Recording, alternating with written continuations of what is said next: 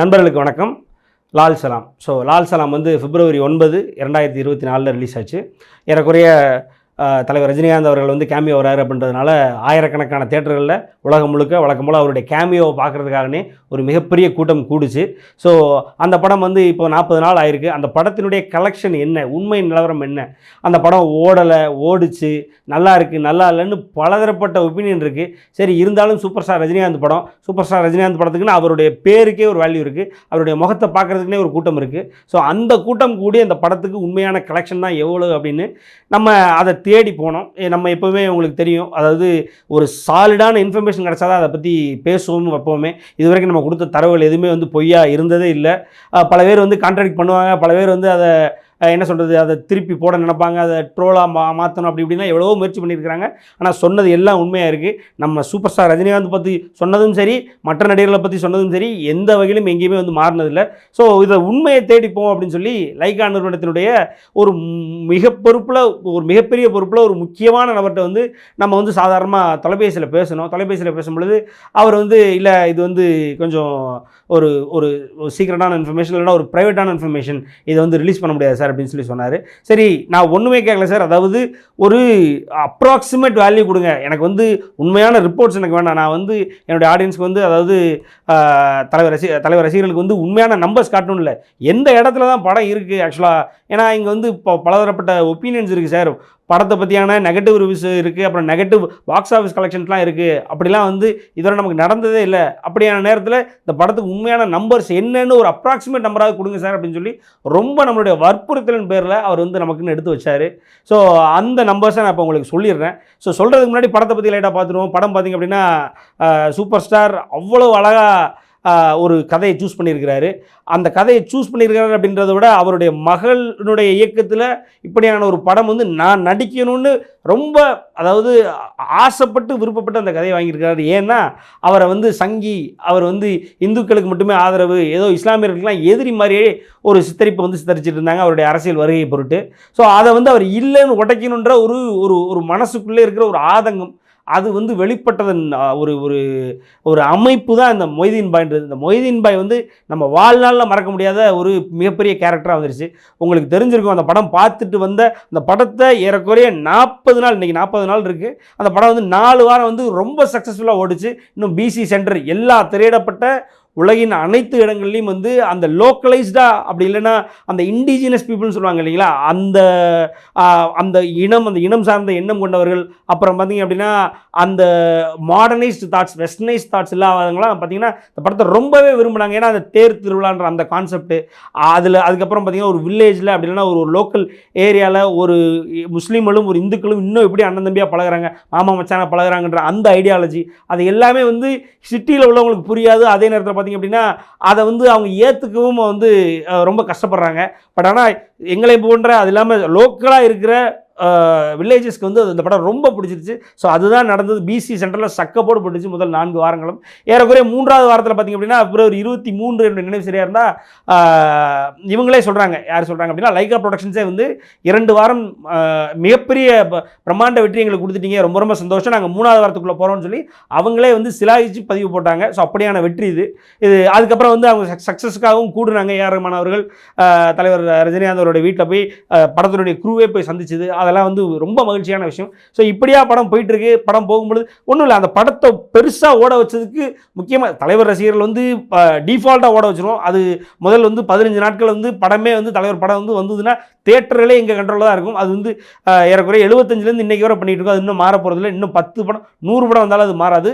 அது நம்ம ஒரு சைடில் சம்பவம் பண்ணாலும் இந்த படத்துக்கு பெக்யூலரான ஒரு கூட்டம் இருந்தது. யாரும் இல்லை, நம்மளுடைய இஸ்லாமிய சகோதரர்கள் பார்த்திங்க அப்படின்னா குடும்பமாக எல்லா தியேட்டருக்கும் போய்ட்டு வெளியில் வந்து அவங்க சிராகிச்சு பேசுனதும், அவங்க அந்த மொய்தீன் பாய் எந்த அளவுக்கு லைக் பண்ணாங்க, அந்த உண்மை எந்த அளவுக்கு ஏற்றுக்கிட்டாங்க, தனக்கு நேர்ந்த கொடுமை, அதாவது இஸ்லாமிய மக்களுக்கு இந்த இந்திய நாட்டில் இப்போ அவங்க ஒரு மாதிரியான ஒரு பயம் கலந்த ஒரு சூழ்நிலை வாழ்கிறாங்க, அதை எதிர்த்து பேசுகிற ஒரு படம் சூப்பர் ஸ்டார் ரஜினிகாந்த் அவர்கள் இப்படியான ஒரு ரோலை வந்து த்ரில்லாக எடுக்கிறார். ஏன்னா எந்த நடிகர்களுமே எடுக்காத ஒரு ரோல், யாருமே வந்து தன்னை முழு முஸ்லீம் சமுதாய மக்களுக்காக போராடுபவர்களை எந்த நடிகர்களும் எடுத்ததில்லை. மாறாக முஸ்லீம் சமுதாயத்தை அடிக்கிற மாதிரி ஒரு கமல் அவர்களோ ஒரு விஜய் அவர்களோ விஜயகாந்த் அவர்களோ முஸ்லீம் சமுதாயத்தை வந்து தீவிரவாதிகளாகவும் முஸ்லீம் சமுதாயத்தை வந்து மோசமாக காட்டியிருக்கிறாங்களே ஒழிய அவங்க அப்படி காட்டுறது இல்லாமல் நம்ம அந்த ஒரு ரோல் எடுத்து நடிச்சதில்லை. ஆனால் சூப்பர் ஸ்டார் ரஜினிகாந்த் அவர்கள் ஒரு முழுநீள அவர்களுக்கான, அதாவது இஸ்லாமியர்களுக்காக அவங்களுடைய ஒரு பிரச்சனைகளை, அவங்களுடைய கஷ்டங்களை, அவங்கள சுற்றி நடக்கிற உண்மைகளை ஒரு பேசுகிற ஒரு நபராக வந்து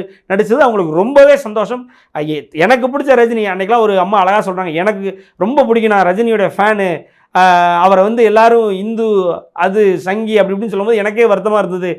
எனக்கே என்ன சொல்லணும்னு தெரியல. ஆனால் அவர் இல்லைன்றது எனக்கு தெரியும். இந்த படத்தை வச்சு அவர் எல்லாத்துக்கும் ப்ரூவ் பண்ணிட்டாருன்னு ஒரு முஸ்லீம் அம்மாவே பேசுகிறாங்க. அப்படியான ஒரு படமாக அமைஞ்சது. ஸோ இது எங்களால் வாழ்நாள மறக்கவே முடியாது. அதில் மொய்தீன் பாயோட ஸ்வாகு, அவர் வந்து அந்த அந்த கெட்டப்பு, அவர் கண்ணில் உள்ள கண்மை அவ்வளவு அழகாக ஒரு ப்ராப்பர் இஸ்லாமியர் தோற்று போயிடுவார். அந்த அளவுக்கு அழகாக அவருடைய கெட்டப். திரு சத்யா அவர்கள் காஸ்டியூம் டிசைனர், அவர் அவ்வளோ அழகாக நேர்த்தியாக பண்ணியிருந்தார். அப்புறம் படத்தில் பார்த்திங்கன்னா அவர் இஸ்லாமிய கடவுளை எந்த அளவுக்கு விரும்புகிறவர், இறை அப்படின்ற அந்த ஒரு கான்செப்டை, ஆன்மீகத்தை எந்த அளவுக்கு விரும்புகிறவர் ஏஆர் ரஹ்மான் நமக்கு தெரியும். அவர் போட்ட அடி கொஞ்சம் அந்த அடியில் படத்தினுடைய பேக்ரவுண்டாக இருக்கட்டும், தேர் திருவா பாட்டாக இருக்கட்டும், அந்த இன்னொரு ரொமான்டிக் சாங்காக இருக்கட்டும், இது எல்லாமே வந்து அவ்வளவு தத்ரூபமாக எங்கெங்கே இசை நுணுக்கங்கள் எந்தெந்த இடத்துல தேவையோ, எந்தெந்த இடத்துல பார்த்திங்க அப்படின்னா தலைவருக்கான மாஸ் பிஜிஎம் வேணும், ஒரு இஸ்லாமிக் டோன் இருக்கும் படத்தில். அதே நேரத்தில் ஒரு இந்துக்களுக்கான சமத்துவம் பொருந்தக்கூடிய, சமத்துவத்தை ஏற்கக்கூடிய ஒரு டோனும் இருக்கும். அதில் அந்த கடைசியில் அந்த தேர் இழுக்கிற சம்பவம்லாம் வந்து உலக சினிமாவில் இதுவரைக்கும் இந்துக்களையும் முஸ்லீம்களையும் இவ்வளவு இணைச்சி கட்டி போட்ட ஒரு சீனை யாருமே வச்சுருக்க மாட்டாங்க. அப்படி ஒரு சீனு அவ்வளோ அழகாக பண்ணியிருந்தாங்க. ஸோ இந்த மாதிரியாக படம் வந்து எல்லாருக்கும் பிடிச்ச மாதிரி அவ்வளோ அழகாக அமைஞ்சுது. ஆனாலும் ஒன்றும் இல்லை, இது வந்து தெளிவாக சொல்லியிருந்தோம். குஷேலனும் சரி, வள்ளியும், இதுக்கு முன்னாடி அப்போயே வந்த வள்ளியும் சரி, குஷேலனும் சரி, இந்த படமும் சரி, தலைவராக தலைவர் படமாக வரும்பொழுது அதற்கான ரீச் வந்து 100 மடங்கு இருக்கும். தலைவர் இன்னொரு படத்தில் வந்தார்னா அது இன்னொரு படம் தான். அதுக்கு தலைவர் ரசிகர்கள் கூடுவோம் ஒழிய, நாங்களுமே வந்து பார்த்திங்க அப்படின்னா தலைவரை பார்க்க தான் வருவோம் ஒழிய, நீங்கள் வந்து கலெக்ஷன்ஸ் கம்மியாயிருச்சு, சூப்பர் ஸ்டார் இருந்துமே எப்படி ஆயிடுச்சு, நீங்கள் என்ன தான் உருட்டினீங்கனாலும் அதை வந்து எவனும் ஏற்றுக்கிற மாட்டான், எவனும் நம்ப மாட்டான். அது வந்து நீங்கள் சொல்லி நீங்களே வந்து சந்தோஷப்பட்டுக்கலாம் ஒழிய எவனும் ஏற்றுக்கிற மாட்டான். இது தலைவருடைய வழக்கம் போல் ஆனால் கேமியோ படம். இதில் விஷ்ணு விஷால் அவர்கள் லீட் ரோலில் இருக்கார். விக்ராந்த் அவர்கள் ஏறக்குறைய அது அவருக்கும் ஒரு ஹீரோவுடைய அந்த ஒரு ரோல் தான். அதே நேரத்தில் செந்தில் போன்றவர்கள், இன்னும் பல படத்தினுடைய சப்போர்ட்டிங் கேஸ்ட் வந்து ரொம்ப ஸ்ட்ராங்கான சப்போர்ட்டிங் கேஸ்ட்டு. அது யாராலையுமே வந்து மறுக்க முடியாது. அவங்களுக்கான நேர்த்தியான அழகான நடிப்பை ரொம்ப சட்டிலாக எல்லாருமே நடிச்சுட்டு போயிடுவாங்க.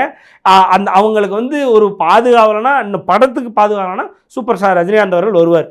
ஸோ இப்படியான படம் வந்து என்ன கலெக்ட் பண்ணுச்சு, படம் வந்து எல்லாருக்குமே பிடிச்சிருந்து வேறு. ஆனாலும் படம் வந்து ஏன் கம்மியாயிருச்சு, கலெக்ஷன் என்ன ஏதுன்னு கேட்குறவங்களுக்கெல்லாம் ஒரே பதில் என்னென்னா, இது சூப்பர் ஸ்டார் கேமியோ வந்த படம். நீங்கள் கேமியோ வந்த படம் எத்தனை படங்கள் ஹிட் ஆயிருக்கு. ஸோ கமலஹாசன் அவர்கள் அன்புள்ள கமல்னே ஒரு படம் நடித்தார். அது பார்த்தீங்கன்னா 4 Friends 2010 ஏறக்குறைய ரிலீஸ் ஆன ஒரு மலையாள படத்தை இங்கே அன்புள்ள ரஜினிகாந்த் வந்துச்சு அப்படின்ற ஒரே காரணத்துக்காண்டி அவர் அந்த படத்தில் கேமியோ வருவார்ன்றதாண்டி அன்புள்ள கமல்னு இங்கே தமிழ்நாட்டில் ரிலீஸ் பண்ணாங்க. அப்படி ஒரு படம் ரிலீஸ் ஆச்சுன்னு கமலஹாசன் ரசிகர்களுக்கே தெரியாது. அப்படியான ஒரு படமாக அது அமைஞ்சது. அதுதான் உண்மை. ஸோ கேமியோ ரோல் வர்றதுனால இங்கே யாருமே வந்து அந்த படத்தை ஓட பெருசாக வச்சதில்லை.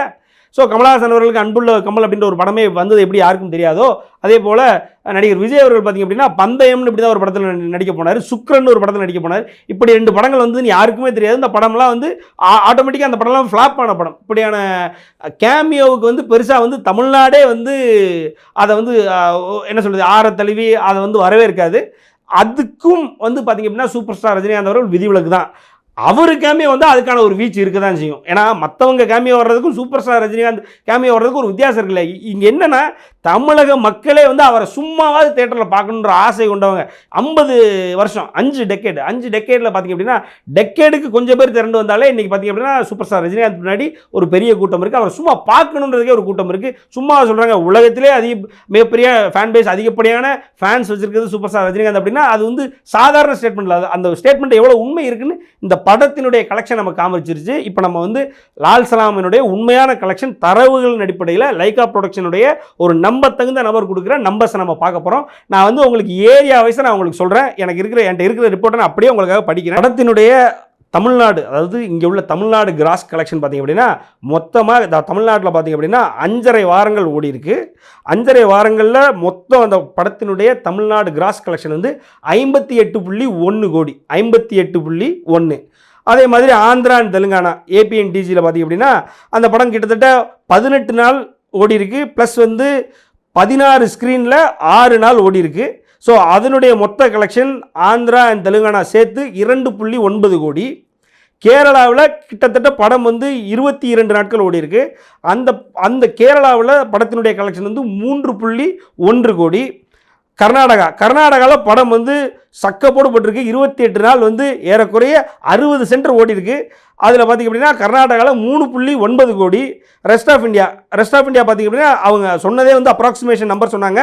2 வாரம் வந்திருக்கும் சார், கண்டிப்பாக 2 இருக்கும் அப்படின்றது என்னுடைய நம்பிக்கை அப்படின்னு சொன்னாங்க. ஸோ நம்ம வந்து 2 போட்டோம். எஃப்எம்எஸ் தான் தலைவருடைய கோட்டை. எப்படி தமிழ்நாடு ஒரு கோட்டையோ இந்தியாவே அவருடைய கோட்டை தான். இருந்தாலும் தமிழ்நாடு எந்த அளவுக்கு இந்தியாவில் ஒரு ஸ்ட்ராங்கான பேஸோ, ஏன்னா முதல் தமிழ் படம் 200 கோடியை தாண்டி 211 கோடி கலெக்ட் பண்ண படம் வந்து ஜெயிலர் தான். அதுவும் அந்த சாதனையும் தலைவர் தான் பண்ணுறாரு. ஸோ தமிழ்நாடு எப்படியான கோட்டைன்றது அவருக்கு தெரியும். அதை விட்டு அவருக்கு மிகப்பெரிய ஃபேன் பேஸ் இருக்கிறது கடல் கடந்து இருக்கிற இந்தியர்கள். ஸோ எஃப்எம்எஸில் 22.2 கோடி படம் வந்து வேறு கண்ட்ரீஸு வேறு ஷோஸு அது இதுன்னு எல்லாமே அப்ராக்சிமேட்டாக சேர்த்து 22.2 கோடி படம் வந்து அங்கே 27 நாள் ஓவராலாக ஓடி இருக்கு. அதுக்கப்புறம் தான் ஸ்டாப் பண்ணியிருக்கிறாங்க. ஸோ இது எல்லாத்தையும் பார்த்தா மொத்தமாக 92.2 கோடி வந்திருக்கு. ஸோ சூப்பர் ஸ்டார் ரஜினிகாந்த் அவர்கள் கேமியோ கொடுத்த ஒரு படம் வந்து 92.2 கோடி. இந்த சாதனை இதுவரைக்கும் யாருமே பண்ணாத ஒரு சாதனை. அதாவது படம் ஹிட் ஆகும், படத்தில் ஒரு நடிகர் இருப்பாங்க, மற்றவங்க கேமியோ வருவாங்க. ஒரு எடுத்துக்காட்டு பார்த்தோன்னா ஜெயிலரில் பார்த்திங்க அப்படின்னா சூப்பர் ஸ்டார் ரஜினிகாந்த் அவர்கள் இருக்கிறாரு, ஒரு சிவராஜ்குமார் கேமியோ வர்றாரு, ஒரு மோகன்லால் கேமியோ வருவார். படம் வந்து சூப்பர் ஸ்டார் ரஜினிகாந்துக்காக ஓடும். ஆனால் ஒரு Tier 3 இன்னும் சொல்லப்போனால் Tier 4 நடிகர்ஸ் வந்து நடிகர்கள் நடிச்சுக்கிட்டு இருக்கும் பொழுது அதில் வந்து ஒரு சூப்பர் ஸ்டார் கேமியோ வந்து 92.2 கோடின்றது வந்து எங்கேயுமே சாத்தியப்படாத ஒன்று, இதுக்கு முன்னாடி நடக்காத ஒன்று. ஒரு ராவன் எடுத்துக்கிட்டிங்கன்னா அதில் ஷாருக் கான் இருக்கிறாப்புல, ஷாருக் கான் அங்கே எவ்வளோ பெரிய நடிகர்னு தெரியும்.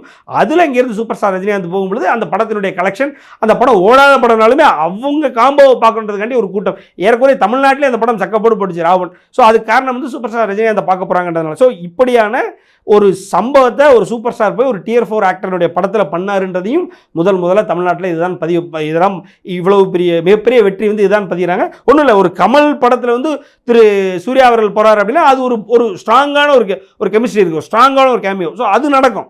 அதே மாதிரி நீங்கள் எந்த ஒரு கேமியோ எடுத்துக்கோங்க. ஒரு விஜய் அவருடைய படத்தில் பார்த்தீங்க அப்படின்னா ஒரு கமலஹாசனோட வாய்ஸ் கேமியோ போது ஒரு கமலஹாசன் கேமியோ போகிறாருன்னா அதுவும் வந்து ஒரு ஸ்ட்ராங்கான அவங்க 2 பேருக்குள்ள ஒரு பாண்ட் இருக்குது. விஜய் ரசிகர்களுக்கும் கமல் ரசிகர்களுக்கும் ஒரு பாண்டிங் இருக்குது. ஸோ அதனால் அந்த படம் ஓடுது. இது வந்து பியூர்லி வந்து எந்த பேஸ் எதுவுமே இல்லாமல் ஒரு 2 படமே எடுத்த ஒரு புதுமுக ஏறக்குறைய வந்து ஒரு புதுமுக டைரக்டர் தான் அவங்க நடிக்கிற ஒரு படத்தில் சூப்பர் ஸ்டார் அவர்கள் கேமியோ போய் பண்ண சம்பவம் 92.2 கோடி. என்ன ஒரு இக்கு வைக்கலாம் அப்படின்னா, இது வந்து தலைவர் இன்னும் கொஞ்சம் நல்லா ப்ரமோட் பண்ணியிருந்தார் அப்படின்னா நல்லா இருந்திருக்கும். அவருக்கு வந்து ப்ரமோஷனே தேவையில்லை. அவர் வந்து ஆட்டோமேட்டிக்காக நம்ம இருந்தாலே போதும் அப்படின்ற ஒரு என்ன சொல்கிறது, நான் அவரை வாழ வைத்த தமிழ் மக்கள் மீதும் அவருடைய ரசிகர்கள் மீதும் அசாத்திய நம்பிக்கையும் தன்னுடைய ஸ்கில்ஸ் மேலே திறமையும் ஒரு ட்ரஸ்ட்டும் வச்சிருக்கிறவர். ஸோ அந்த ட்ரஸ்ட்டில் படத்தை வந்து பெருசாக ப்ரமோட் பண்ணல. ஒரு சாதாரணமாக சட்டிலாக ஒரு ஆடியோ லான்ச் வச்சாங்க. என்னுடைய நினைவு சரியாக இருந்தால் ஜனவரி 24 தான். அதுவும் வந்து பெரிய கூட்டம்லாம் கூடல, ரொம்ப கம்மியான டோக்கன்ஸ் தான். பாஸ் வந்து மன்றங்களுக்கே ரொம்ப கம்மியான பாஸ் தான் கொடுத்து ஒரு சின்ன அளவில் ஒரு ஆடியோ லான்ச் வச்சாங்க. அந்த ஆடியோ லான்ச்சினுடைய வீச்சு அதுக்கப்புறம் பார்த்திங்க அப்படின்னா அவர் வராரு கேமியோன்ற வீச்சுக்கே படம் வந்து 92 கோடி வந்திருந்ததுன்னா, ஒருவேளை இந்த படத்துக்கு வந்து அவர் ப்ரமோட் பண்ணணும்னு இறங்கி ஆடி இருந்தாங்க. குஷேலனை ப்ரமோட் பண்ண மாதிரி இதுவும் ரஜினிகாந்த் படம் தான் ப்ரமோட் ஆயிருந்ததுன்னா படம் வந்து எங்கே போயிருக்குன்றது உங்களுடைய என்ன சொல்கிறது எண்ணத்துக்கே நான் விட்டுறேன். ஸோ இனிமேல் வந்து லால் சலாம் கலெக்ஷன் என்ன ஏது அப்படின்ற கேள்விகள் வைத்துக்கொண்டு யாரும் உங்களிடம் வந்தால், அப்படி இல்லை லால் சலாம் கலெக்ஷன் கம்மிடா ஒன்றுமே இல்லைடா அப்படின்னு சொல்லி வந்தால் அஃபிஷியல் ரிப்போர்ட்டே இருக்குந்தா பாருங்கடான்னு எடுத்து காட்டட்டும். அவங்களும் மூஞ்சில் கறியை பூசிட்டு கறி எடுத்து தானே தன் மூஞ்சில் பூசிட்டு அவங்களும் போகட்டும். நன்றி.